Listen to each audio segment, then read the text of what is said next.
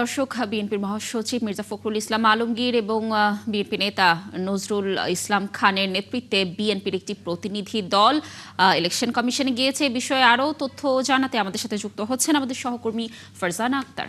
ফারজানা, নিশ্চয়ই শুনতে পাচ্ছেন আমাকে। ফারজানা, দর্শকদেরকে যেমনটি জানাচ্ছিলাম যে একটি প্রতিনিধি দল ইলেকশন কমিশনে রয়েছে, তাদের আজকে ইলেকশন কমিশনে যাওয়ার মূলত কারণ কি, কোনো তথ্য পেয়েছেন কিনা জানাবেন সর্বশেষ আপডেট। লাবণী, কিছুক্ষণ আগেই আমরা দেখেছি মির্জা ফখরুল ইসলাম আলমগীর এবং নজরুল ইসলাম খানের নেতৃত্বে বিএনপির একটি প্রতিনিধি দল নির্বাচন কমিশনে এসেছে এবং তারা মূলত প্রধান নির্বাচন কমিশনারের সাথে বৈঠকে বসবেন। যেহেতু এখনো শুনানি চলছে সেহেতু তারা অপেক্ষা করছেন শুনানি শেষে প্রধান নির্বাচন কমিশনার যখন তার সেই জায়গায় যাবেন তখন আসলে বিএনপির প্রতিনিধি দলের সাথে বৈঠকটি হবে। এবং আজকের যে বৈঠক সেটি আসলে যদি বলি, সকাল থেকে আমরা দেখেছি এখানে নির্বাচন কমিশনে ছাত্র দলের প্রতিনিধিরা কিন্তু 3টি দাবিতে বিক্ষোভ করছেন। তারা যেমনটি বলছেন যে এই নির্বাচনের আগে যেহেতু নির্বাচন কমিশন সব ধরনের নির্বাচন বন্ধ করার একটি ঘোষণা দিয়েছেন, সেক্ষেত্রে শাহজালাল বিজ্ঞান ও প্রযুক্তি বিশ্ববিদ্যালয়ে কিন্তু নির্বাচন কমিশন তাদের যে বিশ্ববিদ্যালয়ের সাকসু নির্বাচন সেটি করার অনুমতি দিয়েছে। এই বিষয়ে তারা ক্ষোভ জানিয়েছেন।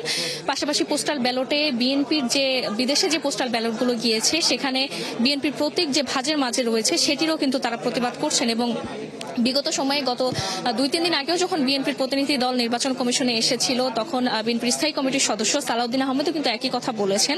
তারা নির্বাচন কমিশনের সাথে সেদিনও এই বিষয়ে আলোচনা করেছিলেন যে পোস্টাল ব্যালটে বিএনপির যে প্রতীক ভাজের মধ্যে রয়েছে এটি আসলে তারা বলেছেন এটি সম্ভব হলে এটি পরিবর্তন করতে। এবং এরপর কিন্তু নির্বাচন কমিশন আমরা দেখেছি নির্বাচন কমিশনার সানাউল্লাহ যেমনটি বলেছেন যে দেশের যে পোস্টাল ব্যালটগুলো দেশের মধ্যে বিতরণ করা হবে সেখানে পোস্টাল ব্যালটের ডিজাইন চেঞ্জ করা হতে পারে। এবং বিএনপির পক্ষ থেকে আরেকটি বিষয় দাবি করা হয়েছিল যে দেশের ভিতরে যে পোস্টাল ব্যালটগুলো যাবে সেখানে সব প্রতীক বা সব দলের প্রতীক না দিয়ে আসনে সংশ্লিষ্ট যে প্রার্থী রয়েছে তাদের সংশ্লিষ্ট দলের প্রতীক এবং প্রার্থীর নাম যাতে দেওয়া হয়। আমরা ধারণা করছি এই বিষয়ে হয়তো আজকে নির্বাচন কমিশনারের সাথে বিএনপির প্রতিনিধি দল বৈঠক করবে। পাশাপাশি এর আগেও কিন্তু নানা সময় আমরা দেখেছি বিএনপির পক্ষ থেকে বলা হয়েছে একটি নির্দিষ্ট দলের পক্ষ থেকে আচরণবিধি লঙ্ঘন করা হচ্ছে, তবে ইসি এই বিষয়ে নির্বিকার। তারা এর আগেও কিন্তু নির্বাচন কমিশনে এসে গণমাধ্যমের সামনে বলেছিলেন একটি দলের পক্ষ থেকে নানা জায়গায় যে আচরণবিধি লঙ্ঘন করা হচ্ছে ইসি এই বিষয়ে ব্যবস্থা নিচ্ছেন না।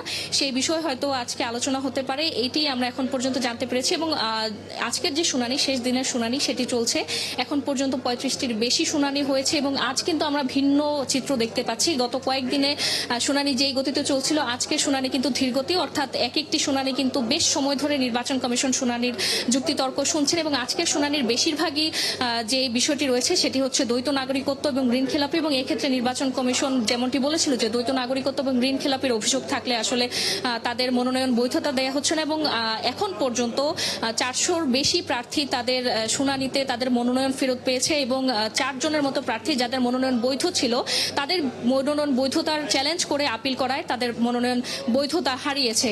লাবণী, এই ছিল নির্বাচন কমিশন থেকে আমার কাছে এখন পর্যন্ত সবশেষ। পরবর্তী সংবাদ সংযোগে আমরা নতুন তথ্য জানাবো।